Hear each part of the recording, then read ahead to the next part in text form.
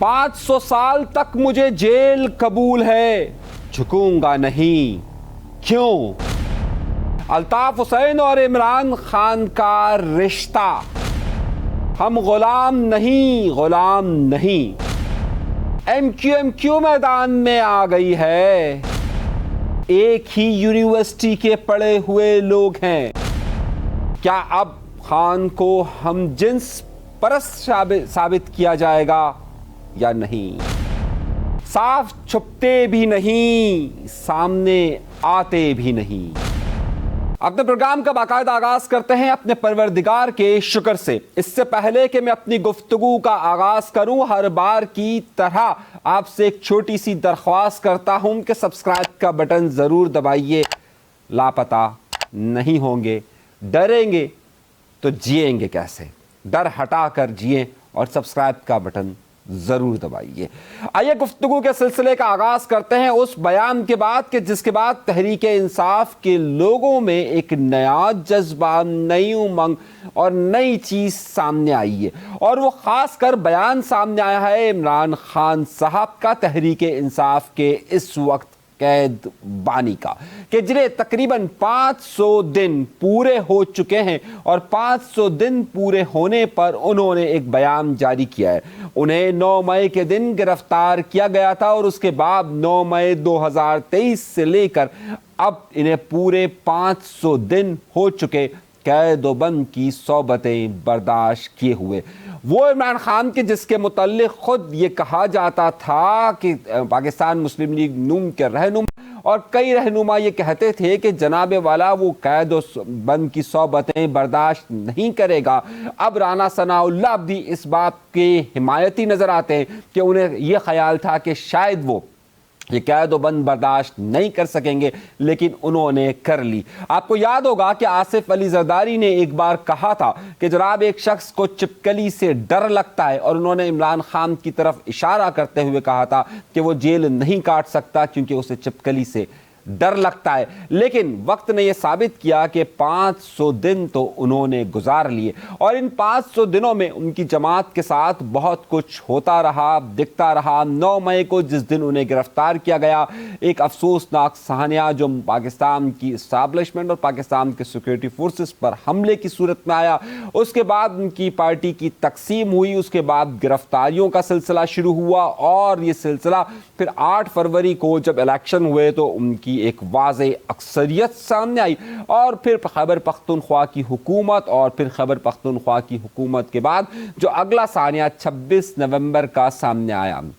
लेकिन देखने की बात यह कि उन्हें शिकायत इस बात से रही कि आया हम वो तो बार बार इस अज़्म का इजहार कर रहे हैं कि जनाब मैं 500 साल तक लड़ने के लिए तैयार रहूंगा, लेकिन इस लड़ाई के लिए क्या उनके साथ होने वाले वो लोग कि जिन्होंने इन्हें एक भारी अक्सरियत दी और वोट दिया, जिस पर आज PTI कहती है कि फॉर्म 45 के मुताबिक हम कामयाब हो चुके, वो क्यों नहीं साथ दे रहे? इस हवाले से एक कॉलम आजकल बड़ा ही गर्दिश में है और वो कॉलम इस वक्त के एक बड़े मारूफ सहाफ़ी और जंग अखबार से वाबस्ता सोहेल वड़ाइच साहब का कॉलम है। सोहेल वड़ाइच साहब का अमूमी झुकाव ज़्यादातर वो नज़र आता है पाकिस्तान पीपल्स पार्टी की तरफ, लेकिन सोहेल वड़ाइच साहब एक नाम भी है। वो आमतौर पर अपने जो कॉलम लिखते हैं वो इस्तारों की सूरत में लिखते हैं, यानी कि वो तशबीहात के तौर पर लिखते हैं और वो जो बात कहना चाहते हैं वो ड्रामाई और तशबीहाती अंदाज में बयान करते हैं। इनका हालिया छपने वाला कॉलम जिसमें उन्होंने लंदन भाई और अडियाला भाई के जरिए एक जिक्र किया है और उन्होंने एक खत लिखा है। एक ज़माने में आपको याद होगा कि जिस ज़माने में 90s में ऑपरेशन की शिद्दत बहुत ज़्यादा हुआ करती थी, उस ज़माने में अल्ताफ़ हुसैन साहब आर्मी चीफ और दीगर लोगों के लिए ख़त लिखा करते थे और उनके ख़त बड़े ही मशहूर थे और उन्हीं के जवाब में फिर आफाक अहमद साहब भी उस ज़माने में ख़त लिखा करते थे। तो उन्होंने ये जो ख़त का ही तौर पर एक तरीक़ाकार बनाया और उन्होंने लिखा है कि जनाब लंदन भाई ने अडियाला भाई को एक ख़त लिखा। दर हकीकत वो अल्ताफ़ हुसैन साहब के मुतल्लिक़ ये कह रहे हैं कि उन्होंने एक तशबीहतन ख़त लिखा है। इस ख़त में बड़े अहम नुकात है और जो इसमें बड़ी बात और बड़ी बहस जो ज़ेरे गर्दिश है वो यह है कि अल्ताफ़ हुसैन साहब उस ख़त के ज़रिए ये बयान करने की कोशिश तशबीहतन ये दे रहे हैं कि जनाब मेरी भी इस वक्त सपोर्ट, मेरे जो चाहने वाले हैं वो तुमसे ज़्यादा शिद्दत के साथ चाहने वाले थे چاہنے والے ہیں کہ تمہارے لیے تو لوگ احتجاج کرتے ہیں، میرے لیے تو لوگ جان دینے اور لینے کے لیے بھی تیار رہتے تھے۔ آپ کو یاد ہوگا مصطفیٰ کمال صاحب نے گزشتہ دنوں ایک انٹرویو دیا تھا، اس انٹرویو میں انہوں نے یہ بات کہی تھی کہ الطاف حسین صاحب کے چاہنے والوں زیادہ شدت کے ساتھ تھے عمران خان کے، کیونکہ وہ الطاف حسین کے ساتھ جو چاہنے والے ہیں وہ کسی کے لیے بھی اپنی جان لے بھی سکتے، کسی کو اپنی جان دے بھی سکتے تھے اور کسی کی جان دے بھی سکتے تھے، لیکن خان کے پاس وہ شدت کے ساتھ سپورٹرز موجود نہیں ہیں جو سوشل میڈیا پر ہے۔ تو مصطفیٰ کمال صاحب نے کہا تھا کہ وہ ان کا قد ان سے زیادہ بڑا، یہ بات مصطفیٰ کمال صاحب نے کہی تھی۔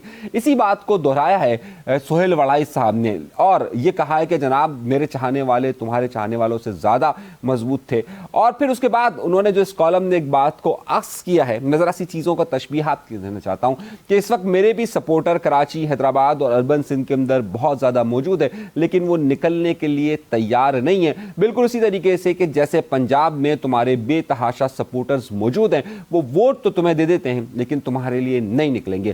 اس صورتحال میں بہتر راستہ یعنی کہ میرے ساتھ جو ہوا کہ میری جماعت کو ٹکڑے ٹکڑے کر دیا گیا اور مجھ پر پابندی بھی لگا دی گئی، اگر تم نے بھی اسی روش کو اختیار کیا تو اس کے بعد تمہارے اوپر بھی مزید پابندیاں لگتی جائے گی اور ایک وقت ایسا آئے گا کہ پھر تمہاری بات سننے والا کوئی نہیں ہوگا۔ یہ بات اشارتاً تشبیہتاً سہیل وڑائچ صاحب نے اپنے کالم کے اندر لکھی ہے، جس کا آخر نقطہ یہ ہے کہ جناب پاکستان کے اندر جو مقتدرہ قوتیں ہیں وہ زیادہ طاقتور ہیں اور بہتر یہ ہے کہ اگر آپ کو اپنی سیاست اور بقا کو آگے کنٹینیو کرنا ہے تو اس کے لیے ضروری یہ ہے کہ آپ مفاہمت کا راستہ اپنائیے۔ دوسری طرف یہ وہ تشبیہتاً خط ہے، اس میں بہت ساری باتیں سملر کہی جا سکتی ہے، لیکن آج کل الطاف حسین صاحب عمران خان صاحب کو حقیقت میں یہی مشورہ دیتے ہیں کہ مزاحمت کی جائے اور ان کے چاہنے والوں سے بھی کہتے ہیں کہ جناب خان صاحب کی سپورٹ کی جائے۔ یہاں دو باتیں بڑی اہم اور امپورٹنس رکھتی ہے اور وہ یہ ہے کہ کیا مزاحمت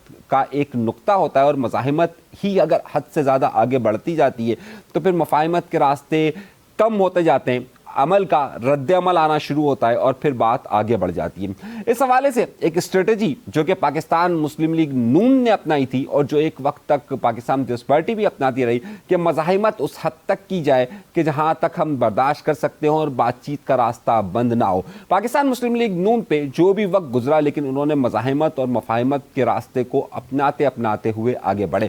جہاں انہیں خاموش ہونا ہوتا ہے وہاں پر وہ سالوں تک خاموش رہتے ہیں اور بالکل چپ سادھ لیتے ہیں، جیسے آج کل نواز شریف صاحب نے لی ہوئی ہے، اور وہ اسی طریقے سے خاموشی کے ذریعے ہی آگے بڑھتے رہتے ہیں۔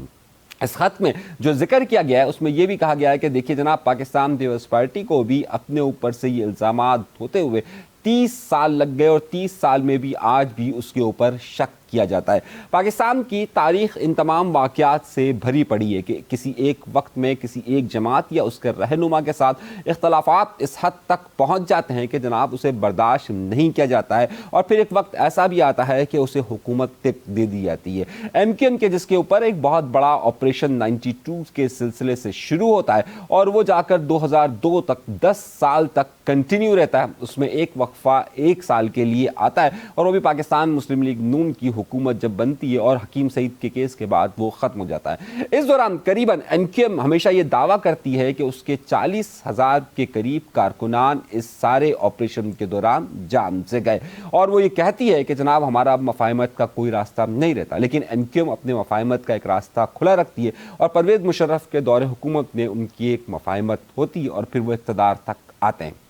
اب اس میں ایک بڑا اہم پیریڈ یہ ہوتا ہے کہ جب رجیم چینج ہوتی ہے تو رجیم چینج ہونے کے بعد تھاٹ پروسیس بھی چینج ہوتا ہے۔ تو کیا آئندہ دنوں کے اندر اگر یہی رجیم یا یہی سارے معاملات برقرار رہے تو عمران خان کے لیے کوئی سپورٹ کا راستہ رہے گا؟ تو اس خط سے عکس یہ ہوتا ہے اور اس حالات اور واقعات سے رہتا ہے کہ تاحال اگر یہی صورتحال رہتی ہے تو شاید امیدیں کم رہے اور چیزیں آگے نہ بڑھ سکے۔ اس خط کو ہم استعارے کے طور پر تو لے سکتے ہیں، تشبیہات کے طور پر بھی لے سکتے ہیں، لیکن اس خط کے اندر جو سب سے امپورٹنٹ بات یا جس طرف وہ صحافی سہیل وڑائچ نے بتانے کی کوشش کی ہے کہ جناب مزاحمت کے ساتھ مفاہمت ہی بہتر راستہ ہوگا، صرف مزاحمت کسی بھی نتیجے تک نہیں پہنچ سکے گی، ورنہ پھر انجام آپ کو معلوم ہے کہ کس حد تک ہوگا اور کب تک کون لڑ سکتا ہے، یہ بھی بڑا اہم فیصلہ ہے۔ بالکل خان صاحب نے 500 سال تک لڑنے کی بات ضرور کی ہے، لیکن کون جیتا ہے تیری زلف کے سر ہونے تک، یہ بڑا مشہور غالب کا شعر ہے کہ کون جیتا ہے تیری زلف کے سر ہونے تک. ابھی یہ معاملہ تھما ہی نہیں ہے کہ معاملہ اس وقت جو پاکستان کے اندر شہ سرخیوں کے اندر ہے وہ مولانا فضل الرحمان صاحب اور حکومت کے درمیان تناؤ کے طور پر سامنے آ رہا ہے.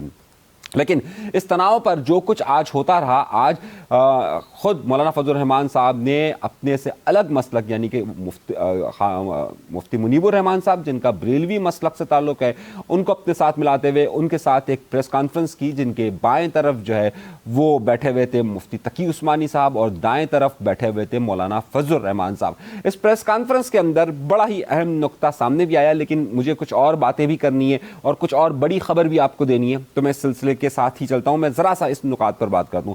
اس میں بڑا اہم نقطہ یہ ہوا کہ یہ پریس کانفرنس صبح کے وقت ہوئی اور جس میں مفتی منیب الرحمان صاحب نے مولانا فضل الرحمان صاحب کے موقف کی مکمل طور پر تائید کی.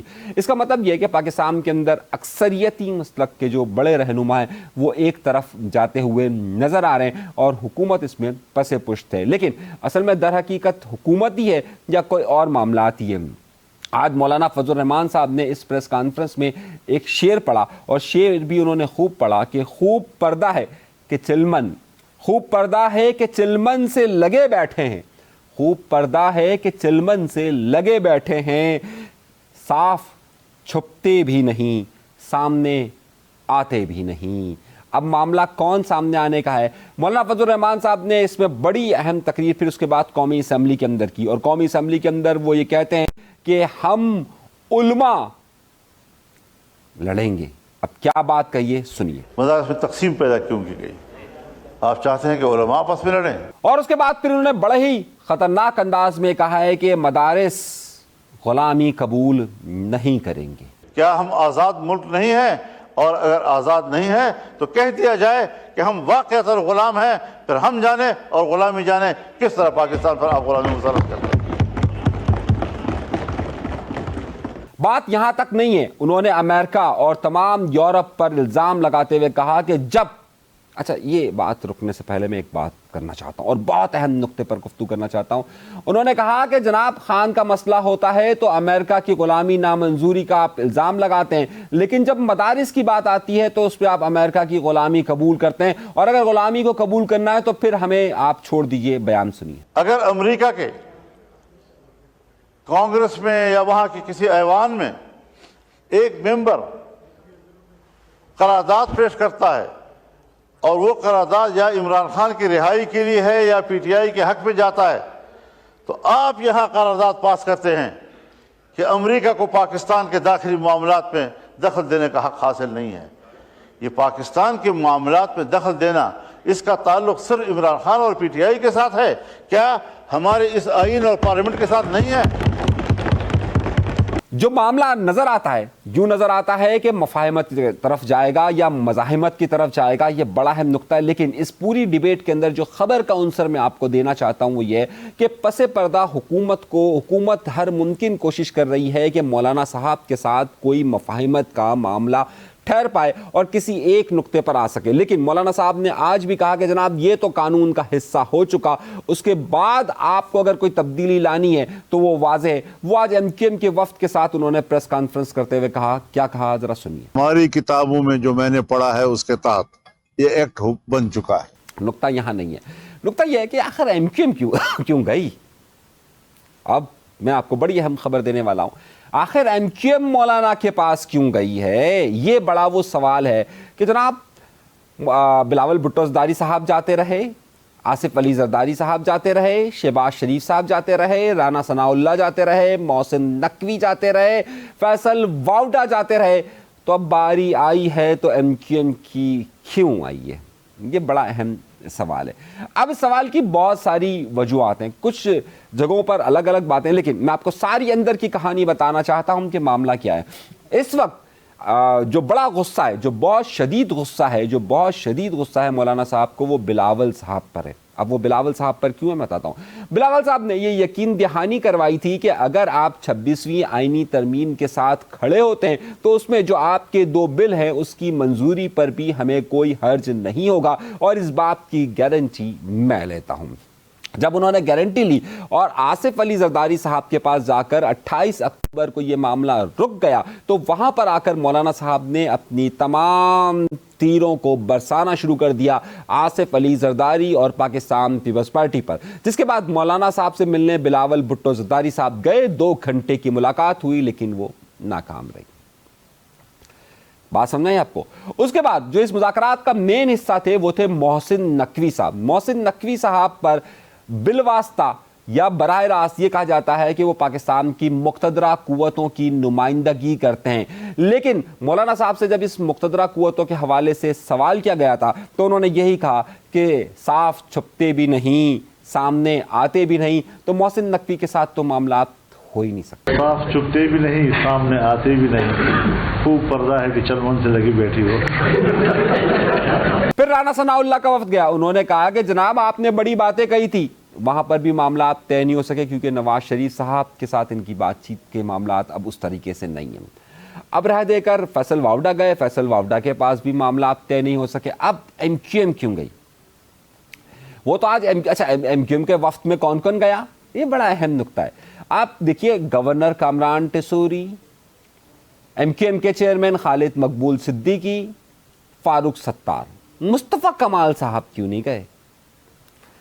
پھر شعر یاد رکھیے کہ صاف چھپتے بھی نہیں، سامنے آتے بھی نہیں۔ وہ جو میں تعلقات کے بارے میں آپ سے کہہ رہا تھا، جو میں نے اپنے پچھلے پروگرام میں کہا تھا، جس پر فیصل واوڈا کا معاملہ ہوا تھا اور فیصل واوڈا کے معاملے میں کوئی بیان سامنے نہیں آیا تھا، اور فیصل واوڈا نے گورنر سندھ پر جو تنقید کی تھی، اب ایک نئی خبر بھی آ رہی ہے کہ گورنر سندھ صاحب نے کوئی ایسی بات کہی تھی کہ جو کہ فیصل واوڈا کے متعلق اچھی نہیں تھی، اور اس کی ریکارڈنگ لے کر ایک صاحب پہنچ گئے فیصل واوڈا کے پاس اور فیصل واوڈا نے اس کے بعد تنقید کی۔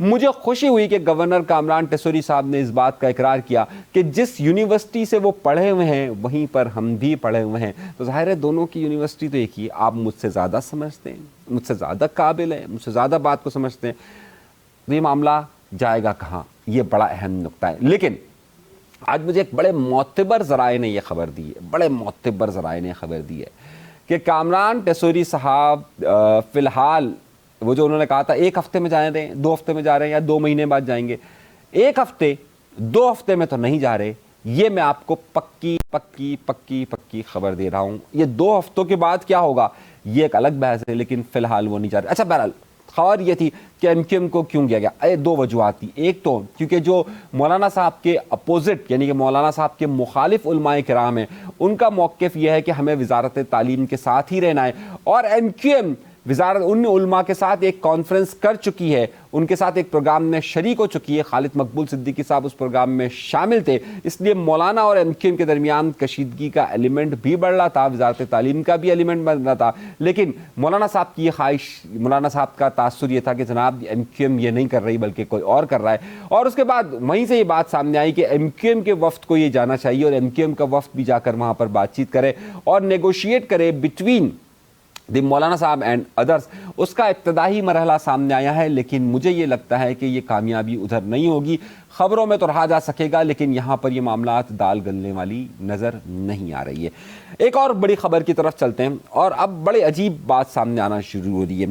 ایک صاحب ہیں جو کہ بہت اہم صاحب ہیں، ان کا نام ہے رچرڈ گرینل۔ رچرڈ گرینل صاحب کو مشیر بنایا گیا ہے ٹرمپ انتظامیہ کے اندر۔ اب رچرڈ گرینل کون ہے؟ رچرڈ گرینل وہ ہے کہ جس نے عمران خان کی سپورٹ میں مختلف ٹویٹس کی تھی اور عمران خان کو ایک عوامی لیڈر قرار دیا تھا۔ یہ خان صاحب سے بڑے ہی متاثر نظر آتے ہیں، لیکن جب یہ ان کی مشیر کا اعلان ہوا تو تحریک انصاف کے لوگوں نے یہ بات کہنا شروع کر دی کہ اب جب بہت جلد انقلاب آئے گا، اور اب وہ کابینہ آ چکی ہے ٹرمپ کے ساتھ کہ جو کہ خان کو اپنا ہیرو تصور کرتی ہے، تو اب خان کو نکالنا تو بہت آسان کام ہوگا۔ اس کے بعد حکومتی حلقوں میں ایک کھلبلی سی مچی اور حکومتی حلقوں کی طرف سے مختلف بیانات کا سلسلہ شروع ہوا رچرڈ گرینل کے حوالے سے، اور ان کے خلاف مختلف اسکینڈلز اور چیزیں سامنے آنا شروع ہو گئی۔ جیو نیوز کو اس وقت حکومت کا بڑا ہی اہم ترجمان تصور کیا جاتا ہے۔ جیو نیوز کے ٹویٹر ہینڈلر پر جو خبر لگی وہ میں آپ کے سامنے رکھ رہا ہوں، ذرا اس کو دیکھیے۔ اس میں یہ لکھا ہوا ہے کہ ہم جنس پرست آپ سمجھتے ہیں نا؟ ہم جنس پرست سمجھتے ہیں آپ؟ اگر سمجھتے ہیں تو بتا دیجیے، اگر نہیں سمجھتے تو بھی بتا دیجیے۔ سمجھتے ہیں चलिए, हमजिन्स परस्त रिचर्ड को ट्रंप का मुशीर मुकर्रर कर दिया गया। अब दर हकीकत ये बात इस तरह से बयान करने की कोशिश की गई कि हमजिन्स परस्ती ज़ाहिर है पाकिस्तान जैसे माशरे में एक मुनासिब कदम नहीं समझी जाती, मुनासिब चीज़ नहीं समझी जाती है, और लेकिन वो एक अलग बात है कि यहाँ पर आए दिन इस हवाले से केसेस सामने आते रहते हैं। जो रिचर्ड के मुतालिक जो उसका तासुर बनाने की कोशिश की गई, जो हुकूमती लॉबी के हवाले से, जियो न्यूज़ के हवाले से, वो ये की गई कि जनाब ये तो हमजिन्स परस्त है। ज़ाहिर है उसके मुतालिक पाकिस्तान का एक मजहबी कार्ड आप समझते हैं ना, रिलीजियस कार्ड, कि यार उससे लोगों को नफरत होगी, लेकिन रिचर्ड के हवाले से बहुत ज़्यादा उसमें है। अब मामला क्या आ रहा है ज़रा सामने देखिए। जब ये तासुर देने की कोशिश की और उससे ये तासुर देने की भी कोशिश की गई कि जिस तरह खान के हिमायती अमेरिकन जो अमेरिका के अंदर करारदाद आई थी उसमें अमेरिकन उसकी सपोर्ट कर रहे हैं, बिल्कुल उसी तरीके से तासुर देने की कोशिश की गई कि रिचर्ड ग्रिनल जो है वो एक हमजिन्स परस्त है और वो इनकी हिमायत कर रहा है, तो क्या खान के भी यही नज़रियात हैं, एक तासुर देने की कोशिश की। अब उसका जवाब, अब मुझे नहीं पता कि रिचर्ड ग्रिनल को उर्दू आती है या नहीं आती है, लेकिन ये जो ट्विटर में आपको दिखा रहा हूँ हैंडलर, इसमें ये उर्दू में ये हेडलाइन इस तरीके से खबर शाया की गई। बहरहाल उन्होंने ट्रांसलेट का बटन दबा दिया होगा। रिचर्ड ग्रिनल ने इसका जवाब दिया। इस वक्त रिचर्ड ग्रिनल को ये बात का बहुत अच्छी तरीके से अंदाज़ा है कि पाकिस्तान के अंदर वो ट्रेंड कर रहे हैं, यानी कि पाकिस्तान के अंदर जो तहरीक इंसाफ का सोशल मीडिया है वो उन्हें हीरो के तौर पर पेश कर रहा है, और ज़ाहिर अब मुखालिफ जो है उसे हमजिन्स परस्त कहकर पुकार रहे हैं। उसके बाद रिचर्ड ग्रिनल ने इस बात का जवाब दिया और जवाब ने कहा कि मेरे नज़रियात आज भी वही हैं। सही है, I will say it again, यानी कि मैं दोबारा यही बात कहूंगा कि मैं हमजिन्स परस्ती का हिमायती हूं। तो दर हकीकत अब जो मुशीरान, जो नए मुशीर मुकर्रर होने वाले ट्रंप के, उनके और पाकिस्तान की हुकूमत के कुछ माउथ पीसेस जैसे जियो न्यूज़ वगैरह है, उनके खिलाफ बाकायदा अब एक सर्द जंग नहीं, खुली जंग शुरू हो चुकी है कि पहले इसमें सिर्फ और सिर्फ रिचर्ड ग्रिनल के मामले को, उनके जो हिमायती बयानात थे उसको लेकर तहरीक इंसाफ प्रोपगेट कर रही थी, लेकिन अब बाकायदा तौर पर वहाँ से जवाब आना शुरू हैं। मैं ये समझता हूँ कि ये अच्छा तासुर नहीं है, सही, और इसके नताइज आगे चलकर ख़तरनाक हो गए। अभी तक के लिए इतना ही। अनीस मंसूरी को दीजिएगा इजाज़त। अल्लाह तबारक व तआला आप सबको खुश व खुर्रम रखे, आबाद रखे, सलामत रखे, कायम रखे, मगर इस दरख्वास्त के साथ कि अगर आपने चैनल सब्सक्राइब नहीं किया तो सब्सक्राइब का बटन ज़रूर दबाइए। अल्लाह ने के बाद।